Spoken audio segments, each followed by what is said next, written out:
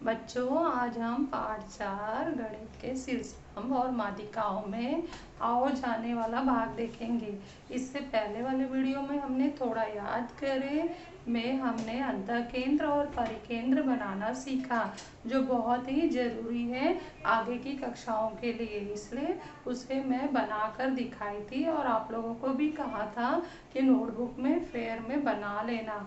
आज हम कक्षा 8वीं के गणित में जो भाग आने वाला है वो हम देखने वाले हैं। वो भाग है शीर्षलंब, एल्टीट्यूड। अंग्रेजी में उसको एल्टीट्यूड कहते हैं। वो क्या है उसके पहले परिभाषा समझेंगे। परिभाषा क्या है कि किसी त्रिभुज के शीर्ष बिंदु से सम्मुख भुजा पर डाला गया लंब शीर्ष लंब कहलाता है। शीर्ष लंब नाम से ही आसान से लाइन बनाकर तुम परिभाषा बना सकते हो। शीर्ष मतलब शीर्ष बिंदु और लंब मतलब सामने वाली भुजा पर लंब डालना। तो इस तरह से ये लाइन तैयार होता है। त्रिभुज के शीर्ष बिंदु से सम्मुख भुजा पर डाला गया लंब शीर्ष लंब कहलाता है। और त्रिभुज में 3 शीर्ष बिंदु है तो हम 3 शीर्ष लंब डालेंगे। और तीनों भी शीर्ष लंब कैसे होते हैं? संगामी होते हैं। और उनके संगम बिंदु को हम लंब केंद्र कहते हैं। अंग्रेजी में उसको ऑर्थो सेंटर कहा जाता है। तो उसको पहला लेटर ओ लेकर उसे संकेत में दर्शाया गया है। लंब केंद्र को ओ द्वारा दर्शाते हैं। तो हमेशा आप लोगों को ये परिभाषा शीर्ष लंब आते ही ये याद रखना है।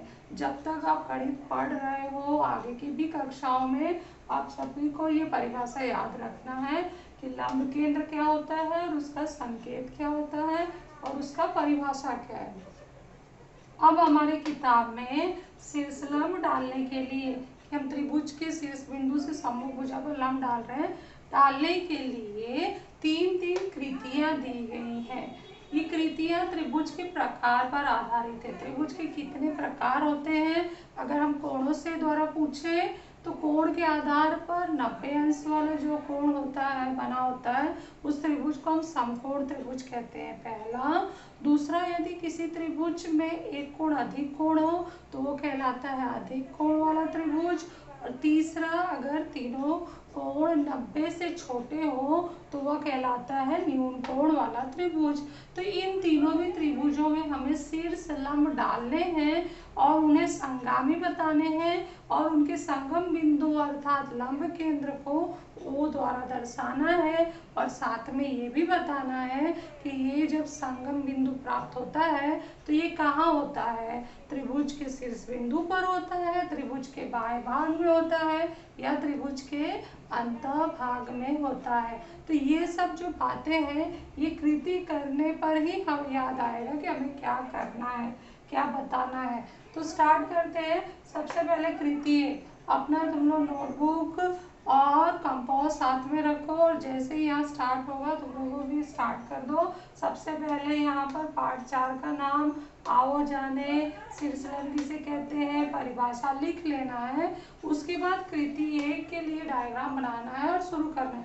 डायग्राम क्या बनाना है? उसमें एक समकोण त्रिभुज तैयार करना है। समकोण त्रिभुज जैसे आपके गोनियों में भी तैयार होता है, ये ध्यान से देखो। तो एक प्रकार का समकोण त्रिभुज है। अगर तुम्हें कुछ माप नहीं मिल रहा है तो ये गोनिये को ही पूरा भुजा खींच लो पेज पर, तो ये बन गया ना एक समकोण त्रिभुज। तो ये समकोण त्रिभुज अपने नोटबुक में बना लेना है। ये गोनिया हमारे लिए इस बोर्ड पे बहुत छोटा है तो इसलिए मैंने इससे नहीं बनाया। ये भी बोर्ड के लिए एक प्रकार की गोनिया है तो इसकी सहायता से मैंने ये समकोण त्रिभुज तैयार की हो। इस तरह से ये समकोण त्रिभुज तैयार हो गया है। तो आप लोगों का भी बन गया होगा। समकोण त्रिभुज बन गया तो आप बारी बारी से हम क्या डालेंगे? शीर्ष लंब। तो इस समकोण त्रिभुज में 3 शीर्ष बिंदु है, बिंदु ए, बिंदु बी और बिंदु सी। तीनों से हमें शीर्ष लंब डालना है। तो सबसे पहले हम शुरू करते हैं बिंदु ए से। बिंदु ए से सामने वाली भुजा कौन सी है? B C. बी सी पर क्या डालना है? लंब डालना है। तो हम क्या करेंगे? गोनिया। इससे भी पहले वाले वीडियो में हमने कृति देखी थी ये कि किसी रेखा के बाहर कोई बिंदु P दिया हो तो गोनिये की सहायता से लंब डालो। तो हम क्या करते थे? ये जो गोनिये का आधार है रेखा पर रखते थे और ये जो लाइन है बिंदु से टच करते थे। और आकर यहाँ पर ऐसी रेखा खींच देते थे, वो रेखा लंब हो जाती थी। उसी तरह से यहाँ भी ये हमारी रेखा है और ये बाहर वाला बिंदु है, गोनिया रख दो। देखो लंब तैयार है। समकोण त्रिभुज की खास बात देख रहे हो, लंब रेडीमेड बना हुआ है, आप लोगों को बनाने की जरूरत नहीं है। तो ए बिंदु का हो चुका। अब इसके बाद सी बिंदु शुरू करते हैं। तो सी की सामने वाली भुजा ए बी है, तो फिर गोनिया रखते हैं। जैसे मैंने यहाँ से इसका आधार जो है मैं इससे ए बी से मिलाई और इसका जो पॉइंट है इस लाइन को सी से मिलाई। तो जब मैंने ये खींचा तो आकर यहाँ मिल गए। तो इसका मतलब है कि समकोण त्रिभुज में दो दो शीर्ष लंब पहले से ही दिए हैं, आपको खींचने की जरूरत नहीं है। ऐसे त्रिभुजों में 3 शीर्ष लंब होते हैं और समकोण त्रिभुज आते ही फायदा ये हो गया कि 2 अपने आप बना हुआ है, तीसरा हमें बनाना है। तो तीसरा बनाने के लिए शुरू करते हैं कि ये जो 90 अंश का कोण है, देखो यहाँ पर 90 अंश का कोण है क्या? नहीं। यहाँ 90 अंश का कोण नहीं। एक इस गोनिये में एक ही जगह 90 अंश का कोण होता है। तो ये जो 90 अंश का कोण बना है और ये आधार, ध्यान देना, ये आधार हमें उस रेखा पर रखना जिस पर लंब डालना है। तो बिंदु बी यहाँ है, उसके सामने वाली भुजा क्या है? ए सी। तो हमें बिंदु बी से किस पर लंब डालना है? ए सी पर डालना है। तो इसको हम कहाँ रखेंगे? ए सी पर रखेंगे। तो ये मैंने ए सी पर एडजस्ट किया, सीधा कर दिया। अब मुझे ये वाली लाइन बी से मिलाना है, तो बी से मैंने ये मिला दिया। अब साथ में पेंसिल भी उठा लो ताकि हम ये बनाते जाए। तो चलो अभी स्टार्ट करो।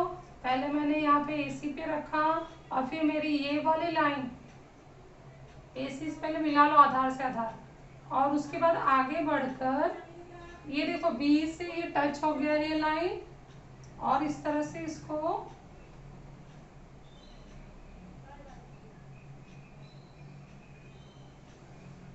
एक लंब रेखा खींच लेना है।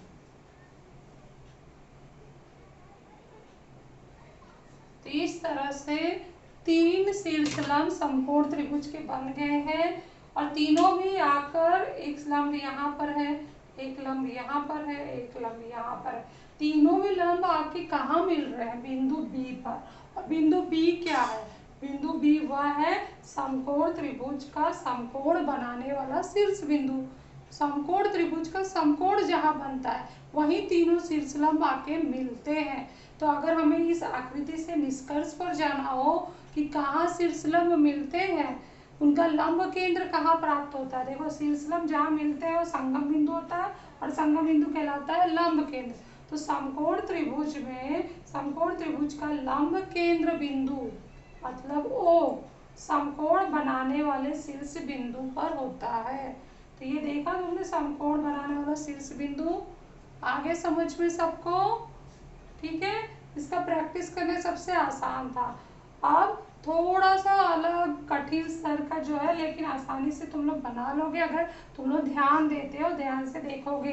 तो हम नंबर 2 पर चलते हैं, कृति 2, जिसमें हमने त्रिभुज कौन सा लिया है, किस प्रकार का त्रिभुज है पहचाना। देखो यहाँ ध्यान से, इसमें एक कोण अधिक कोण है, तो ये कौन सा त्रिभुज हुआ? अधिक कोण वाला त्रिभुज हुआ। तो अधिक कोण वाले त्रिभुज में 3 शीर्ष बिंदु दिखाई दे रहे हैं, तीनों से हमें क्या करना है? शीर्ष लंब डालना है। तो चलो शुरू करते हैं, गोनिया उठा लो। इस सब आकार में हमें एक ही इंस्ट्रूमेंट काम आता है, गोनिया। तो ये है एल और इसके सामने तो आधार दिख ही नहीं रहा है, तो इसका मतलब है कि आधार को हमें बढ़ाना होगा, क्योंकि आधार छोटा है ना। तो सबसे पहले क्या करो, खंडित रेखा से इसको खंडित किरण खींचते हुए आधार एक बना लो।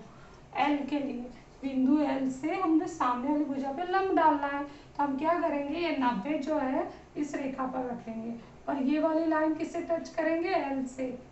सीधी लाइन, ये सीधा होना चाहिए, आधार से आधार देख लो और ये मिल गया यहाँ पर, और ऐसे खंडित से लंब रेखा खींच लो। एक लंब रेखा तैयार हो गया। उसके बाद हम क्या करेंगे, बिंदु एम से, बिंदु एम दिख रहा है, बिंदु एम से ये 90 जाएगा उसके सामने वाली भुजा एल एन पर। तो ये 90 को इधर रखा, आधार से आधार मिलाओ, जरा सा भी ऐसे टेढ़ा ऐसे नहीं होना चाहिए, आधार से आधार मिलाओ।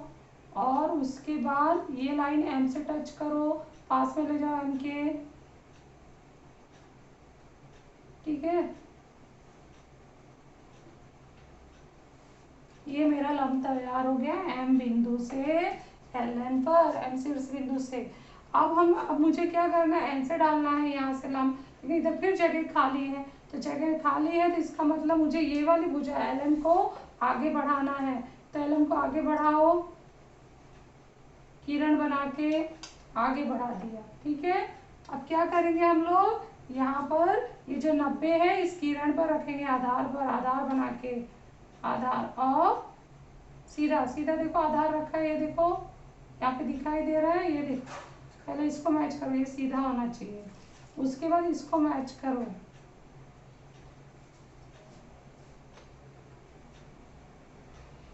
और अब इसको मिला के बनाना है, मैं बना लेती हूँ फिर हट जाती हूँ। ये देखो आधार से आधार मिलाया 90 और 90 जाके टच किया बिंदु एन से, तीनों लंब हो गए। लेकिन क्या ये तीनों लंब मिले, कहीं मिलते हुए दिख रहे हैं? नहीं, तो हमें क्या करना है, इनको मिलते हुए दिखाना है। तो कुछ नहीं करना है, बस आगे बढ़ाना है। तो आगे बढ़ाते जाओ खंडित रेखा से, किसको, लंब को बढ़ाना है। तो ये लंब सीधी लाइन को मैं आगे नीचे ले आऊंगी, नीचे तक, पहला हो गया। फिर इसको सीधी लाइन में नीचे ले आऊंगी,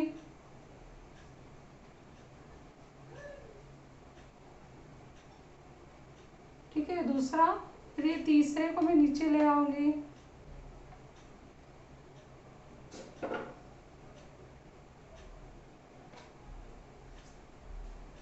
आगे बढ़ा दो जरा,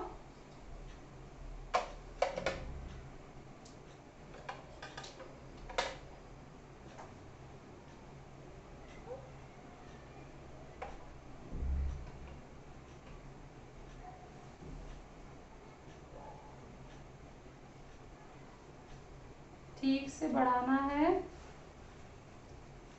ये इस तरह से खंडित रेखा से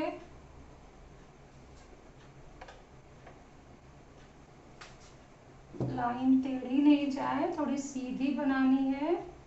स्केल ऊपर नीचे हो रहा है, इसको हम सीधी कर देते हैं थोड़ा।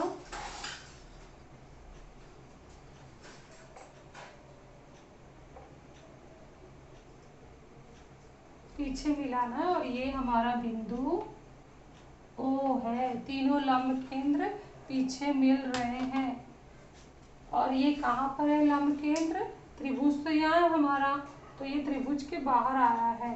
तो अधिकोण त्रिभुज में लंब केंद्र बिंदु, लंब केंद्र क्या होता है, जहाँ तीनों शीर्षलंब, पहला शीर्षलंब, दूसरा शीर्षलंब, तीसरा शीर्षलंब आके मिलते हैं, उस संगम बिंदु को लंब केंद्र कहते हैं। और लंब केंद्र को उसे दर्शाते हैं। और अधिकोण त्रिभुज में ये हमने देखा रचना द्वारा कि लंब केंद्र त्रिभुज के बाएं भाग में होता है। आगे समझ में सबको। अब हम नेक्स्ट तीसरा कृति देखते हैं न्यूनकोण त्रिभुज में।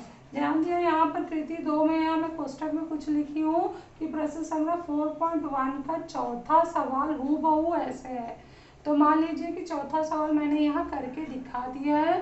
तो जब प्रश्न संग्रह 4.1 शुरू करेंगे तो वापस ये वीडियो को देखना है और चौथा सवाल यहीं से देखकर समझकर कर लेना है।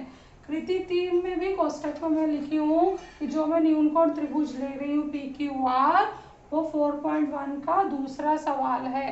तो आप लोग ध्यान से समझिए, जब 4.1 करेंगे तो यही वापस कर लेना है। तो न्यूनकोण त्रिभुज में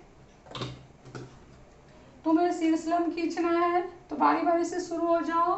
बिंदु P से शीर्षलंब डालना है, तो P पर रखो इसको नुकीला हिस्सा और 90 अंश रखो आधार पर। ये आधार पर जाना चाहिए, ये आधार P के सामने वाली भुजा QR है, उस पर लंब डालना है। शीर्ष बिंदु से सम्मुख भुजा पर डाला गया लंब शीर्षलंब कहलाता है।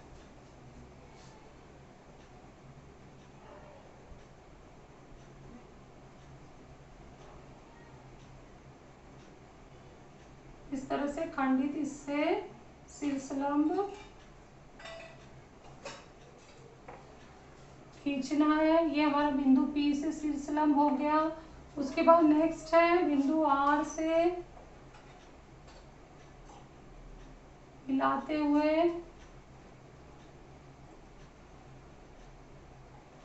ये लंब हो गया एक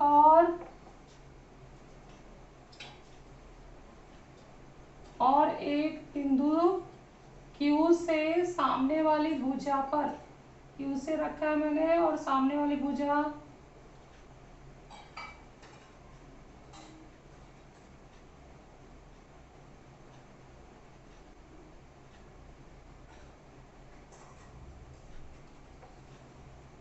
यहाँ पे लंब डाल दी। इस त्रिभुज में आसानी से हो गया है। ये कैसे किया है एक बार फिर से देख लीजिए इसको। ये यहाँ पर प्रतिच्छेदन बिंदु आ गया, इसको मैंने ओ लिख दिया। वो मेरा कहलाता है लंब केंद्र। सबसे पहले हमने क्या किया, बिंदु P से सामने वाली भुजा कौन सी है, QR। P के पास इसको ऐसा रखा और 90 वाला हिस्सा भुजा QR पर रखा और ये लाइन खींच दिया। तो ये पहला शीर्षलंब आ गया। दूसरा शीर्षलंब बिंदु R से भुजा Q पर रखा, QP पर। इस तरह से दूसरा शीर्षलंब। और उसके बाद हमने Q से सामने वाली भुजा PR पर रखा गोनिया और ये तीसरा शीर्षलंब निकाला। तीनों भी शीर्षलंब एक दूसरे को बिंदुओं पर प्रतिच्छेदित करते हैं। तो बिंदु O कहलाता है संगम बिंदु अर्थात लंब केंद्र। तो इससे निष्कर्ष निकला है न्यूनकोण त्रिभुज का लंब केंद्र त्रिभुज के अंतभाग में होता है। न्यूनकोण त्रिभुज का लंब केंद्र त्रिभुज के अंतभाग में होता है। तो ये कृति आप लोगों को समझ में आ गई होगी। पहले समकोण त्रिभुज हमने बनाया, उसका लंब केंद्र समकोण बनाने वाले शीर्ष बिंदु पर प्राप्त हुआ। दूसरा अधिक कोण त्रिभुज का हमने लंब केंद्र प्राप्त किया। पूरा रचना करने के बाद हमने निष्कर्ष लिखा कि इसका लंब केंद्र अधिक कोण त्रिभुज में बाएं भाग में होता है। तीसरा हमने न्यूनकोण त्रिभुज का बनाया और न्यूनकोण त्रिभुज का पता चला कि लंब केंद्र कहाँ पर होता है, त्रिभुज के अंतभाग में। तो ये आप लोगों को इसे ध्यान में रखे, किताब में बॉक्स में लिखा गया है, तो आपको फेयर नोटबुक में लिख लेना है। इसे ध्यान में रखें, यहाँ आकृति के नीचे भी लिखना है।